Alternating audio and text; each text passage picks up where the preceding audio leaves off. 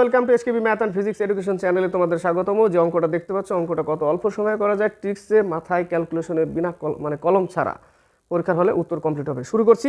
দুই ব্যক্তির মাসিক বেতনের অনুপাত 2:3, এটা হচ্ছে বেতন, এবং তাদের মাসিক খরচের অনুপাত হচ্ছে 5:8, এটা হচ্ছে খরচ।